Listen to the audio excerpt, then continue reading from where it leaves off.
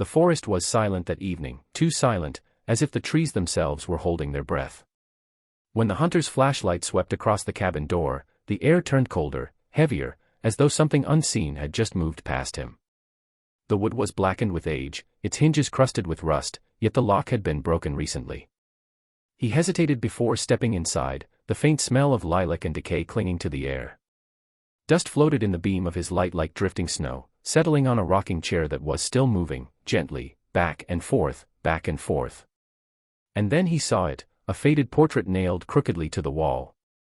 A young girl, no older than 13, her pale face framed by dark curls, her hand resting on the arm of an elderly man. Their eyes were the same, cold, glassy, and almost lifeless. He took a step closer. The paint around the girl's face had been smeared, as if someone had tried to erase her. Underneath the frame, carved into the wood, were the words, "His bride, forever." The hunter stumbled backward, his breath catching as he heard something stir behind him, a faint hum, the melody of a lullaby echoing from the back room. He turned his light toward the sound, and for a split second, thought he saw her, standing barefoot in the doorway, a white dress hanging loose on her frail frame, eyes hollow, lips whispering a name no living soul should hear again. And in that moment, the legend of the Hollow Bride was no longer just a story.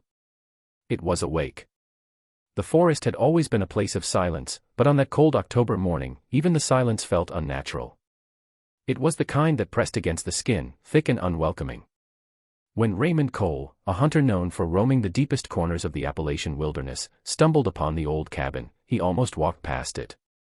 The structure was half swallowed by creeping vines and black moss, its roof caved in on one side, its windows long devoured by rot. Yet there was something about it that made him stop, an uneasy pull, a feeling that someone, or something, was still there. He pushed through the overgrown brush and stepped into the clearing. The cabin's wooden planks groaned softly in the wind, and a faint scent of burnt wood and iron lingered in the air. It looked abandoned, but not forgotten. There were fresh footprints leading up to the front door, small ones, as though belonging to a child or a woman. Raymond frowned. No one had lived this deep in the woods for decades, not since the old coal towns shut down and families drifted away. Still, the prints were unmistakable. He raised his lantern and noticed scratch marks near the doorframe, crude lines etched into the wood as if someone had clawed at it in desperation. Inside, the air was stale and heavy. The dust was thick, but the floor showed signs of recent disturbance, footprints, again, circling the small room. An ancient cradle sat in one corner, its wood splintered, a decayed doll still lying inside. Across the room, the remnants of a rocking chair faced the cold fireplace, gently creaking even though there was no breeze. On the mantel rested a tin frame turned face down. When Raymond lifted it, his breath caught. The photograph inside was faded but clear enough to see the faces, a young girl, maybe 13, standing beside an older man whose face seemed eerily familiar, though Raymond couldn't say why. Both shared the same haunting gray eyes, staring straight ahead as if they had been watching him long before he arrived. He felt a sudden chill crawl up his spine. The air shifted again, the silence breaking into a faint sound, like the soft creak of footsteps on the porch behind him. His lantern flickered, the flame trembling in its glass cage. For a moment, he could swear he heard breathing, slow and uneven, coming from the back of the cabin. The hunter turned, his pulse pounding, the photograph still clutched in his hand as he whispered into the darkness, asking if anyone was there. No one answered, but the rocking chair stopped moving. The portrait hung crooked on the wall, its frame chipped and dulled by time, but even beneath layers of dust, the image seemed to breathe. When Raymond's lantern light swept over it, the room seemed to grow colder, as if the air itself recoiled from what the photograph revealed. A girl, barely a teenager, stood stiffly beside an elderly man who appeared more specter than human, his face drawn tight around hollow eyes. What unsettled Raymond most wasn't their expressions, but the impossible likeness between them. Their eyes, gray, vacant, and glassy, were mirrors of one another, like reflections trapped in the same soul. He leaned closer, noticing the faint cracks that ran across the photograph, splitting through the girl's face, as though the image had tried to resist its own existence. He traced the edge of the frame with gloved fingers, stirring the dust that had gathered over the years. A faint scent of lilac rose from the wood, dry and old but unmistakably deliberate, as if someone had recently stood there to clean it. The realization made his heart stutter. No one should have been inside this cabin for decades, yet the portrait looked as though it had been touched, cared for, maybe even mourned. His lantern flickered again, casting brief, trembling shadows that made the girl's expression seem to shift. For a fleeting second, her lips appeared parted, her head tilted slightly toward him, as though acknowledging his presence. Beneath the portrait, the wooden wall bore a shallow carving. He bent closer to read it, squinting against the dim light. The words were jagged, uneven, carved by hand with something sharp, asterisk, his bride, forever. Asterisk, the phrase made his stomach tighten. He stepped back, unsure if it was the flicker of the lantern or his own shaking hand that caused the shadows to tremble across the girl's face. The longer he looked, the more he noticed, her fingers pressed too tightly against the man's arm, the slight blur around her eyes, and a dark smudge behind her that looked eerily like the outline of another figure watching from the distance. Raymond lowered the photograph and glanced around the room, a wave of unease rolling over him. Every object, the cradle, the torn curtains, the cold fireplace, seemed to revolve around that portrait, as if the entire cabin existed only to protect it. The silence deepened again, pressing against his ears until he could hear his own pulse. He turned to leave, but before he could take a step, a faint creak echoed from behind the wall where the portrait hung. It sounded like slow, deliberate breathing, drawn from deep within the wood. By the time word of the cabin reached town, it had already twisted into something far darker than a simple discovery. The people of Ash Hollow were a superstitious lot, shaped by generations of isolation and whispered stories that never left the mountains. When Raymond spoke of the portrait and the strange carvings, the old man at the general store went quiet, their eyes lowering to the worn floorboards as if he had uttered a forbidden name. Someone muttered the phrase, "the Hollow Bride," and the air in the room seemed to freeze. No one said it often, not out loud, and never after dark. They said she had been born in those very woods more than a century ago, the last living child of a family cursed by their own bloodline. Her name, long erased from records, was said to have belonged to a girl of 13, forced to marry her own grandfather after the rest of the family perished under mysterious circumstances. The few who remembered the tale claimed that after the wedding, no one saw the girl again. Some said she died in childbirth, others believed she ran into the forest and never returned. But the oldest residents swore she never truly left, that her spirit lingered in the hollow, eternally bound to the men who had claimed her. When Raymond asked if anyone could show him where the old family had lived, a woman behind the counter made the sign of the cross and whispered for him to leave it alone. Another man, his voice trembling, said he once saw a girl near the creek at dusk, barefoot and wearing a white dress, her face too pale, her eyes too empty to belong to the living. She had smiled at him before disappearing into the fog. He'd never gone hunting again after that. The more Raymond asked, the fewer answers he got. Even the sheriff refused to go near the forest after nightfall, warning that there were places the mountain itself wanted forgotten. But the name of the Hollow Bride kept surfacing, in old letters, in missing person rumors, in the uneasy looks that passed between those who remembered the screams that used to echo through the valley on winter nights. It wasn't just a legend to them. It was a warning carved deep into the soil, a reminder that some unions were never meant to exist, and some bloodlines never truly die. The historian who stumbled upon the truth never intended to uncover anything monstrous. Dr. Samuel Hargrove had spent years studying Appalachian genealogy, tracing forgotten families through brittle records and faded birth certificates. It was routine work, until he found a name that appeared far too often. The same surname, repeated generation after generation, bound through marriages that should never have happened. At first, he thought it was clerical error. But as he pieced the fragments together, a pattern began to emerge, one so deeply rooted in secrecy that entire family branches seemed erased to hide it. In the early census logs from the mid-1800s, he found a household that puzzled him, a man in his 60s listed as the husband to a girl barely 13. No maiden name was recorded for her, only the word same. Curious and unsettled, Hargrove followed the trail into marriage licenses, baptismal ledgers, and burial documents from the nearby mountain church. The deeper he went, the darker the lineage became. Generations of cousins, uncles, and nieces had intertwined, each trying to keep their blood pure, until the very notion of family had turned in on itself. Children were born without fathers listed, mothers died young, and graves were left unmarked. The same names reappeared across centuries, distorted, recycled, and eerily familiar. He traveled to Ash Hollow to confirm his findings, but no one wanted to speak. The locals avoided eye contact, and when he mentioned the family by name, one old woman shut her door without a word. In the county archive, a clerk refused to bring certain files from the backroom, saying they had been sealed for moral reasons. Still, Hargrove persisted, and one evening, under the dim light of an oil lamp, he found what he was looking for, a family tree drawn by hand, its ink faded to brown, its branches looping endlessly back to itself. In the center, two names were circled together, Joseph Whitlow and Mary Whitlow, grandfather and granddaughter, husband and wife. The discovery chilled him. This was no simple case of rural ignorance or isolation, it was deliberate.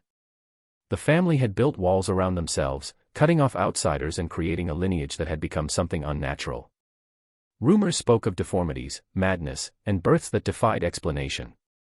When Hargrove tried to publish his findings, the manuscript vanished from his office, and the university quietly withdrew his funding.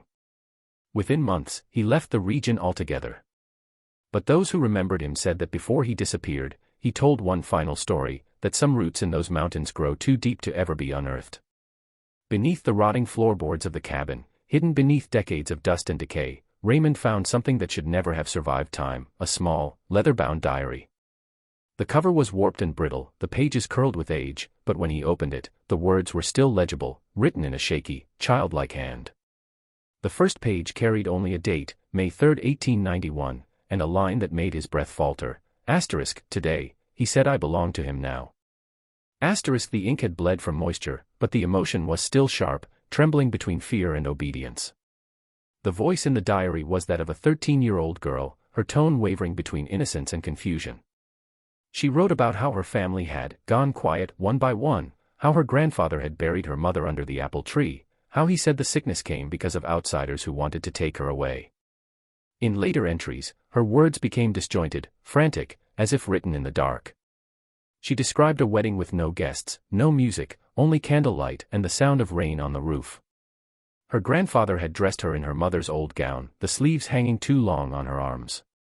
He told her they were keeping the family together, that their blood must stay pure, that no one else would understand. Raymond turned the brittle pages slowly, his stomach tightening with each line. The girl's handwriting became uneven toward the end, letters slanting off the page as though written in panic. She spoke of the nights when she heard voices outside the cabin calling her name, voices that didn't belong to the living. She said her grandfather locked the door and whispered prayers in a language she didn't know. On the final page, the writing was smeared with what looked like dried blood. The last words were nearly illegible but still clear enough to send a shiver through him. He says I'll never have to leave him, even when I die. Raymond sat frozen, the diary heavy in his hands. Outside, the wind moaned through the trees like a low, distant cry. He could feel it now, the weight of the story pressing down on the cabin, the sense that the air itself was steeped in what had happened there. Somewhere in the walls or the soil beneath his feet, the remnants of that girl's fear still lingered, trapped in the ink of her trembling words, waiting for someone to finally read her confession. Weeks after Raymond uncovered the girl's diary, another piece of the puzzle surfaced, a letter, found tucked inside a rusted tin box buried behind the cabin's crumbling fireplace.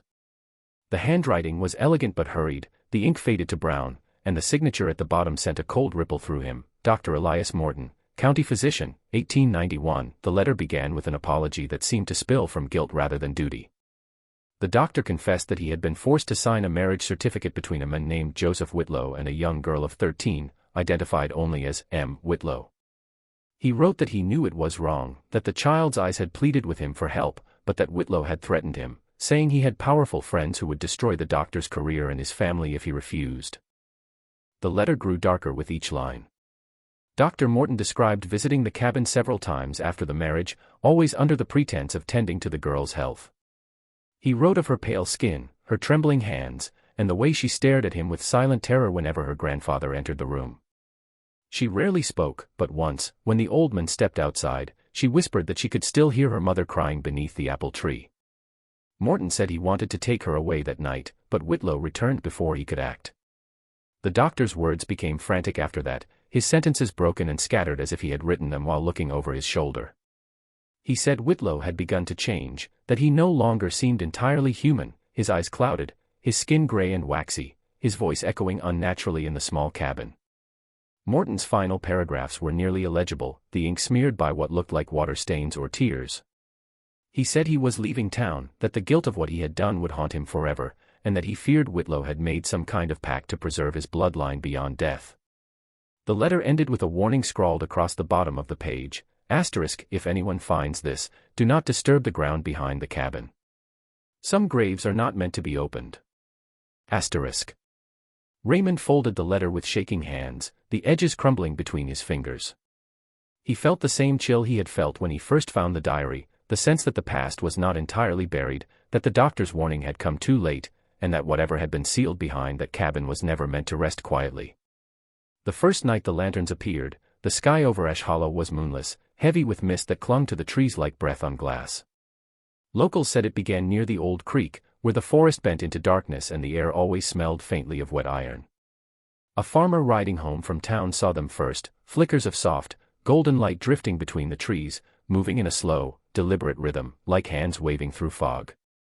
He thought they were fireflies until the shapes began to rise higher, floating together in a silent procession that wound through the woods toward the abandoned cabin. The men said he heard no footsteps, no voices, only the low hum of wind and the faint, sorrowful melody of a lullaby carried on the air. By morning, the story had spread through town, and though most dismissed it as superstition, others remembered what their grandparents had whispered about, the night of the lanterns, a haunting said to mark the anniversary of the Hollow Bride's disappearance. Some believed the lights were the souls of those who had tried to expose the truth about the Whitlow family and paid with their lives. Others said it was the bride herself, walking endlessly through the trees, holding a lantern to guide the spirits of her unborn children. Every year, around the same date, someone would swear they saw her, a pale figure in white, her face hidden beneath tangled hair, the light in her hand flickering as though alive.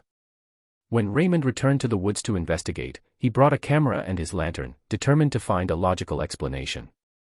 But as he drew closer to the cabin, the air grew colder, the forest unnaturally still.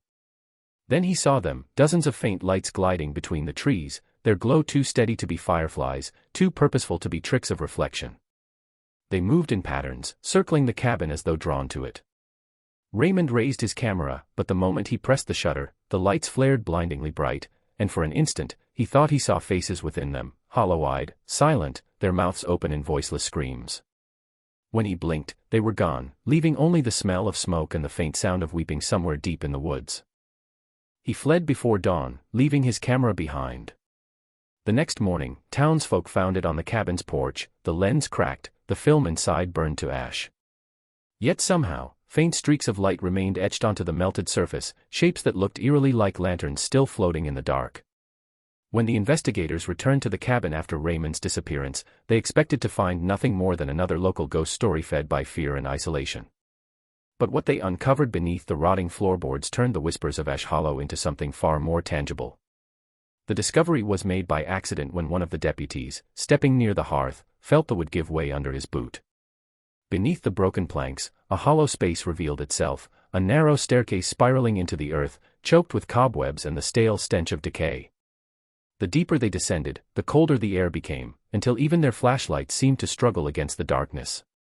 At the bottom lay a small root cellar, the walls slick with moisture, and in the center stood an iron-framed bed that looked untouched by time. On that bed lay a woman's body.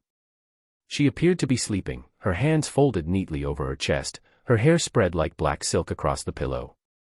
Her skin was pale but strangely unspoiled, as though death had forgotten her.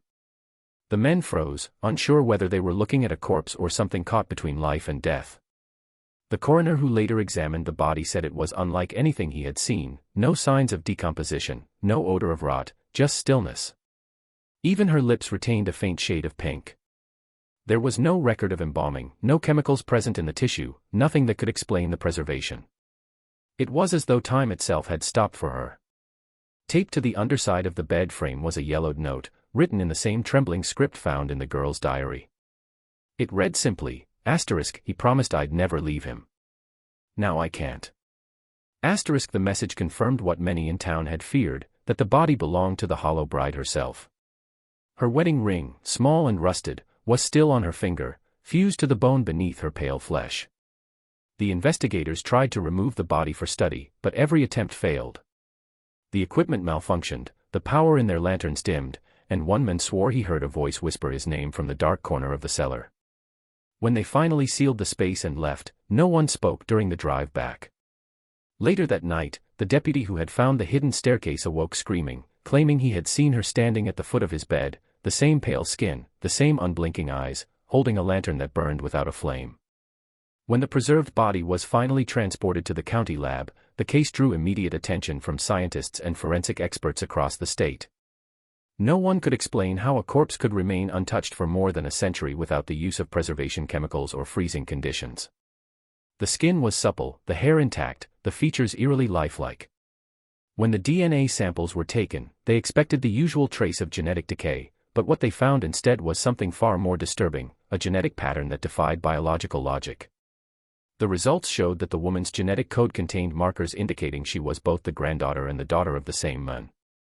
The lab technicians double-checked the samples, believing contamination had occurred, but every test confirmed the same result. The data revealed an extreme form of inbreeding so severe it should have been impossible for her to survive childhood, let alone reach adolescence. Word of the discovery spread quickly, though few dared to speak of it openly. The official report was buried in bureaucratic silence, labeled under anomalous results. Yet within the quiet halls of the research facility, a deeper unease grew. The technicians who handled the samples claimed they heard faint humming from the cold storage chamber where her body was kept. One night, the security cameras recorded what appeared to be a flicker of movement, her head turning slightly toward the lens before the feed went dark. When the guards checked, the body was unchanged, her expression as calm as ever, but the room smelled faintly of lilac, the same scent described in Raymond's notes. A genealogical cross-reference confirmed Dr. Hargrove's earlier findings. The Whitlow line had intertwined so deeply that generations were indistinguishable. Every marriage, every birth led back to one man, Joseph Whitlow. The DNA analysis made it undeniable that the woman in the cellar was the living culmination of a bloodline that had folded in on itself until it created something unnatural. Her chromosomes bore irregularities consistent with inbreeding but also sequences no human genome had ever displayed. Some experts speculated it was a mutation, others whispered it was something else entirely, a consequence of the family's obsession with purity that had transcended mortality itself. When the coroner finally attempted to close the case, he wrote only one note in his personal log, later found in his desk after his sudden resignation. It read, *, she was never meant to exist, yet she refuses to die. Her blood remembers. *. Months passed after the body was sealed away in the county archives, yet the quiet that followed never felt like closure. Those who had handled the investigation spoke little, and several left town altogether, claiming that something had changed in the woods since the discovery. It began with reports from hikers, strange lights near the hollow, voices that carried through the trees though no one else was there. Some said they saw a pale figure wandering near the old creek, barefoot and dressed in white, her hair hanging in loose waves over her shoulders. She looked no older than 13. When they called out to her, she turned, her eyes reflecting the light like an animal's before vanishing into the mist.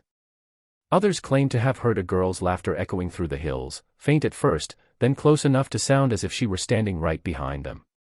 The sheriff dismissed the accounts as hysteria, until one night his patrol car caught something on its dash camera near the forest's edge, a brief flicker of movement, a white silhouette darting across the road. When he returned with backup, they found small footprints in the mud leading into the trees, each print impossibly fresh, despite the freezing air. The trail led straight toward the site of the old Whitlow cabin, though the structure had collapsed long ago. Near its ruins, they found a single lantern burning faintly beside a patch of disturbed soil. Inside the glass, the flame flickered, but there was no wick. It burned cold, giving off no heat, only light. By morning, the news reached the town, stirring old fears that had lain dormant for generations. People began locking their doors at sunset, whispering that the hollow bride had returned, still bound to her vow, still searching for the men who had promised she'd never leave him. Some said she appeared only to men who carried guilt in their hearts, others believed she was seeking her lost child.